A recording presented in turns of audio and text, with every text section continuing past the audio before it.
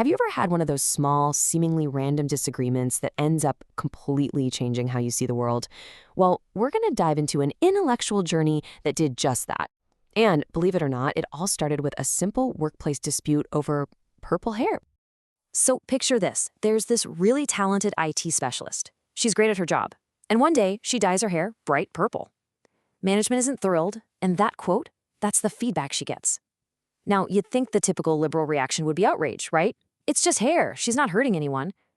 But the writer we're following here, a self-described liberal, found herself feeling something totally different, and it really surprised her.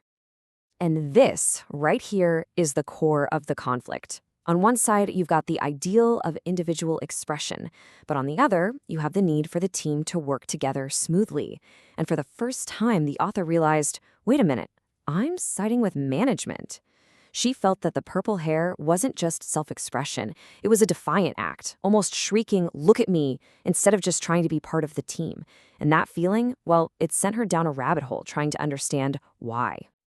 Now, a major shift in perspective like this, it doesn't just happen overnight.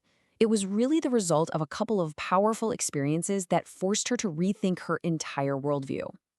So two big things really set this all in motion. First, she took a sabbatical and spent a semester living in China, which meant immersing herself in a culture with a totally different set of social rules. And second, she stumbled upon the incredible work of psychologist Jonathan Haidt and his research into the psychology of morality. And these two things, as you'll see, would end up fitting together like two pieces of a puzzle.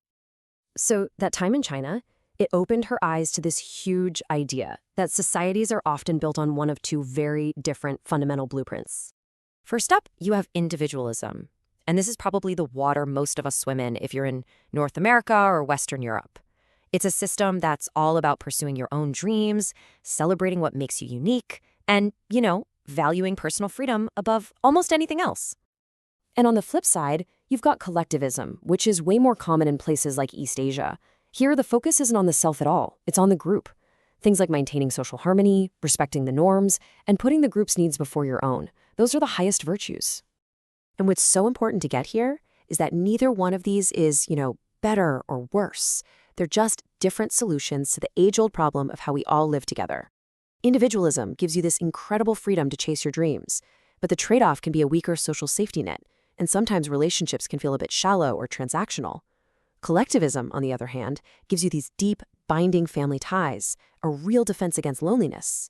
But that same strong bond can feel totally oppressive if you're someone who doesn't conform. Just look at this real-world example. An American entrepreneur is telling his Polish relatives how proud he is that his son became a huge success all by himself. He's expecting high fives, right? But instead, they're horrified. Why?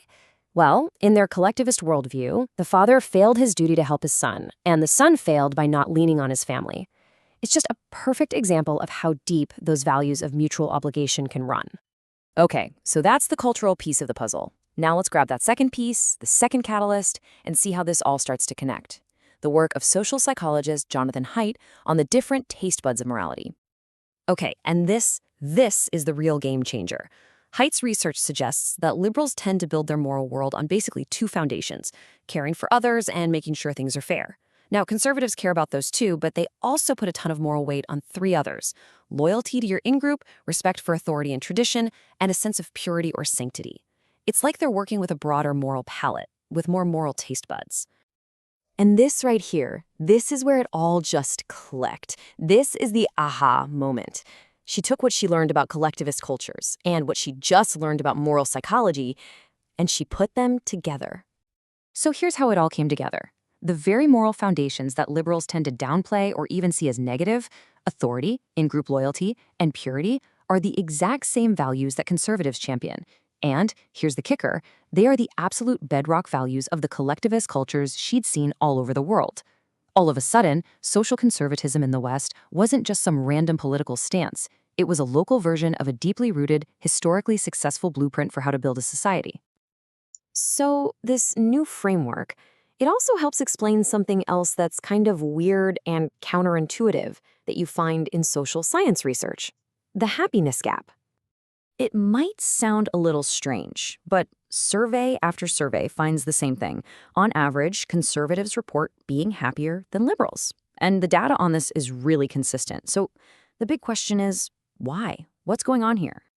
Well, if you dig into the research, you start to see some interesting patterns in personality. On average, of course, conservatives tend to be more sociable, more agreeable, and more conscientious, really attuned to fitting in with their group. Liberals, on the other hand, tend to be more drawn to abstract ideas, are often a bit less agreeable, and maybe a little less socially tuned in. This leaves us with this really deep question about where happiness actually comes from. Are liberals, on average, a bit less happy because they're so focused on these huge abstract problems like climate change or systemic injustice that it kind of pulls them out of the moment? Or are conservatives happier because their core values, strong family, community loyalty, tradition, are just more aligned with the day-to-day social connections that we know make people feel content? It's a deep question. Is fulfillment about changing the world or about thriving in the world you have? So, after this whole journey, from purple hair all the way to moral psychology, what's the final lesson? Well, the point isn't to say one side is right and one is wrong. It's about understanding the whole complicated picture. The big idea, really, is that both of these worldviews, individualism and collectivism, liberal and conservative values, they offer different strategies for living a good life. So instead of just dismissing one, maybe we can learn from both and start adding different tools to our own personal toolkit for how to live a more fulfilling life. At the end of the day, this isn't about agreeing with people you disagree with. It's about understanding them. Because when we can actually see the logic and the value in these different ways of being human, we don't just become more tolerant. As the author so perfectly puts it, we expand our own capacity for what it means to be human.